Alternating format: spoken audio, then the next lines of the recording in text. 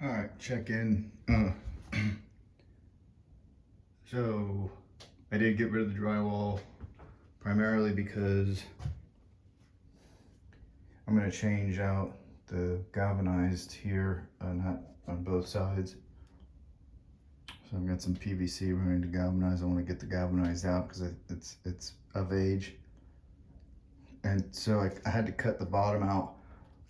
And then there was the situation with the texture, right? So I could try to find the brush that made the texture. Not sure what brush that was, or roller. The other hand is I didn't like the texture, and so I wanted to get rid of it. So I basically took all the drywall out and just decided to go that route. Everything except the ceiling.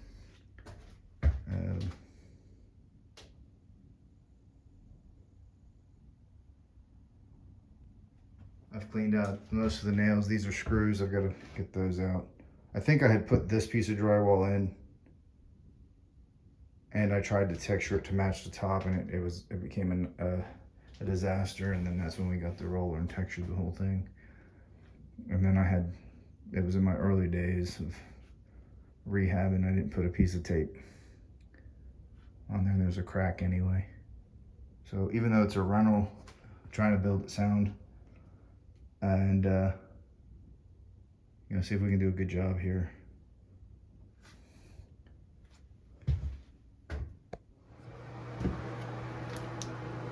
All right, today's the day I'm gonna swap out this galvanized. Oh, this galvanized. It's been here since the 70s, since the house was built. I got a few PVC in there that I put when I redid showers, but all this stuff here, it's all galvanized. That's the cast iron, galvanized. A whole series of galvanized over there. Most of it's in the central location. So I'll work on that, and then I'll do a recap of it when it's done. I'll probably do about half of it. Okay, that's the. I've got the galvanized swapped out.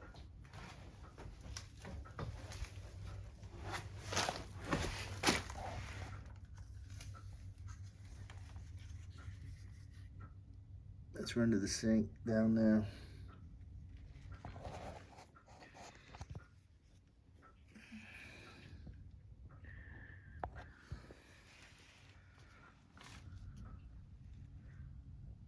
And the bathrooms. Hot and cold. Checking to see if it's gonna leak. That leaky sound you hear now is just a P-trap. I've left this unconnected for now because I need to put the wood down, then drill holes, then I'll go underneath and connect that. But I can't run it without putting the floor down first, so I'll work on that next. All right, touching base here. Got the subfloor. Well, there's kind of two floors here. I'm going to put another layer of plywood here. It needs it for the spacing plus extra stability. I've got the room for it. Drilled my holes for my plumbing. I got two more to drill, but I'm going to wait until I put the valve in. I gotta nail this down. Another piece here, then I'll put another, like I said earlier, a layer of plywood, then go board. I've got my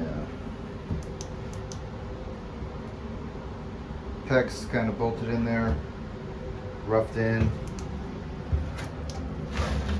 Here I've got an access panel to get to those valves, and I'm gonna put a few more boards up here for make sure I got ample room for towel racks and stuff instead of trying to find studs. I do it on both sides.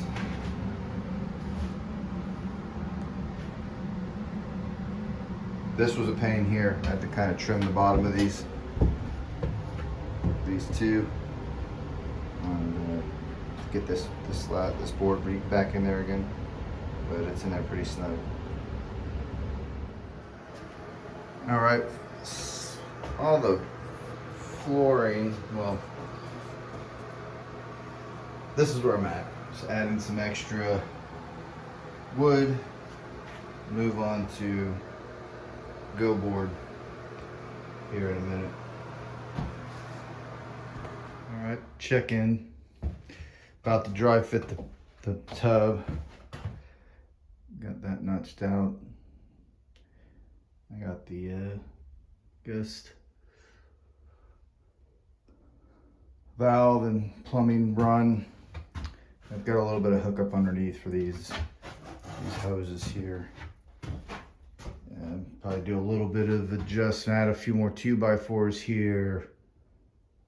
So we have ample ability to screw. Maybe I could just put some across here to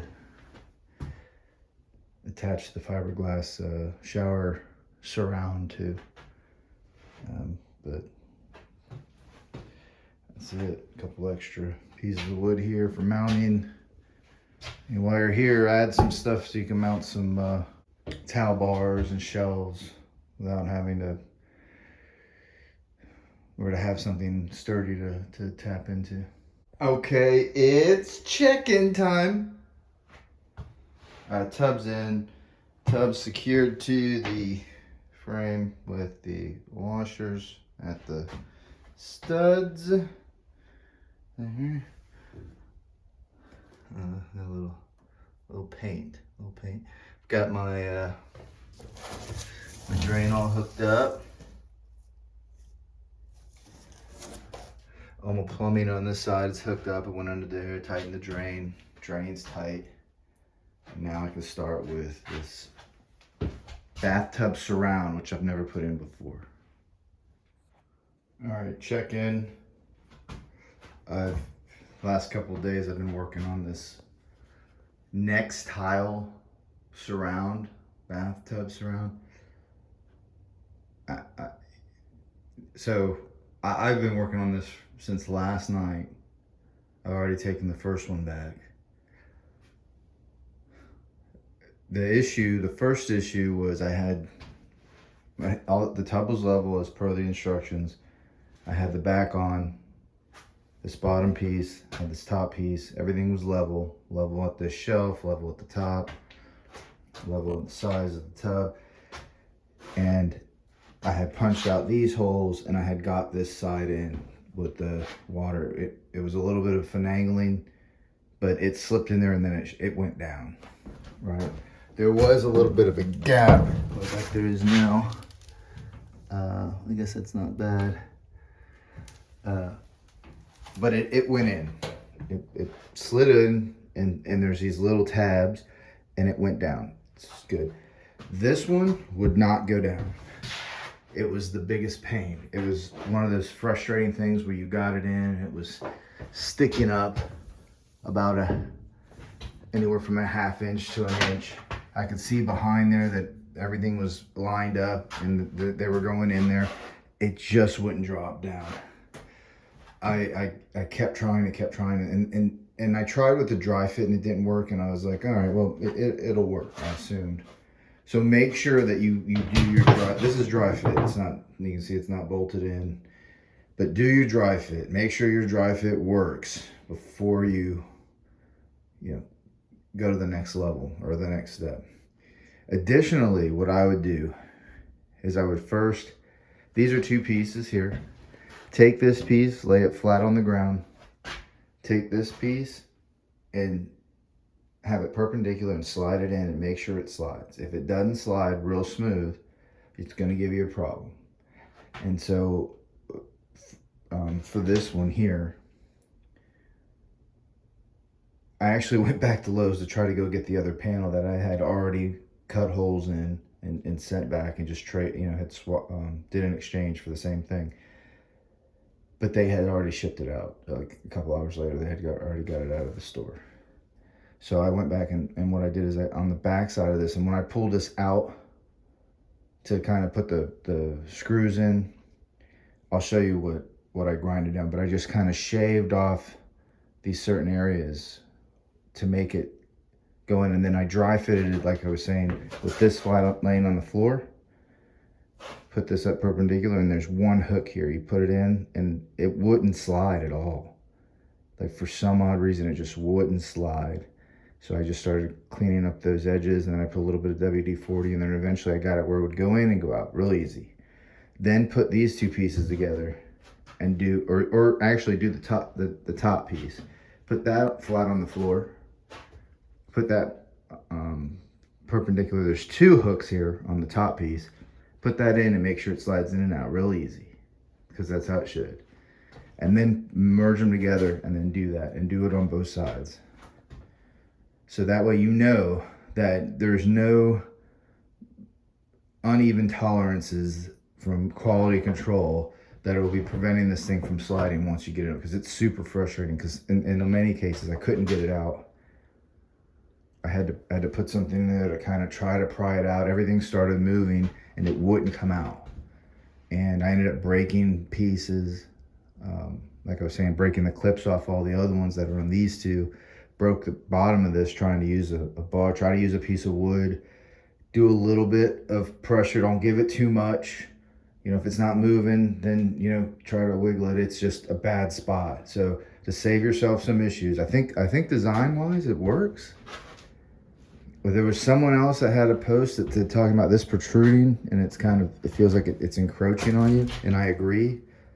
I'm gonna still keep it because it's a rental, and you know, I don't want to sit here and tile all this again. This is good because if I want to take it out, check out some, or a plumber, there's an issue, it can be removed. I mean, you still have the drywall issue, right? Because the drywall will come up to here, but overall it's not tearing out tile and backer board. But I'll show you what I cleaned up here, because I'm going to take this out. It's dry fit. I'm going to run a few more screws. You put this in, you got some screws that you put in the studs here, you put this in, you'll put screws up here, and then you just kind of screw these down here, and you'll add your drywall, which I'll try to get to here, but we'll see how this holds up. And then it says to run a bead of caulk in there, so I'm gonna do that as well. So this is what I was saying, lay these pieces on the floor like that, like so, and then this is the top piece, right? So you take this, you put it up there, you make sure it fits in there. You can see these hooks here, and then you just slide it in, right? That's how easy it should work. This is how easy. I've had it where you put it up here and it won't even move. It won't even move. So that happened on the bottom piece. And so what I did is I grind it. You might even see that it's uneven here. Is I just went with a sanding disc on a angle grinder, and I just lightly kind of kept hitting this until it would slide in and out of there. I cleaned up this edge, and you could tell when you put this piece here inside that track that it would bow out. Now it might need to be super tight, but it was to the point where I could not install it. So I guess there's got to be a balance. But right now this will slide in. Right, this here, I just kind of got these kind of rounded that edge over. Do what I can to get this to kind of fit and actually assemble. Here's the bottom part. I put washers here. It doesn't say you have to do that. And I use stainless steel screws. Doesn't say you have to do that either. But it's a few bucks more. So I'm gonna add another one here, washer and stainless steel screw, another one here. I'll put that top piece, and I'll put a couple in there. I can access that. Then I'll try to put these pieces back in. All right, check in, move it along with drywall. Still gonna need a light fixture. Drywall's in. Drywall bead, letting that dry till tomorrow. Apply the mud all at once, up in the corners. all the seams. Got the backer board, the go board on the floor. Got some screws left to add in here. Got to caulk the surround. I'll wait till I'm done because I have to caulk the seams here. I saw a video on this guy and how he did it, so I'm just modeling after that. It looked like it made sense. After I mud this from here, I'll pull this tab out, it'll come out, and then you run a bead of caulking, you know, all the way up here, across the top, and then down, and then inside. That was part of the instructions of the surround for that. The corners, I still got to solder on this copper. Got to cut it to size so that I can fit the tub fill. And once I get the mudding done, I can start putting things back on, put my cover back in, paint it.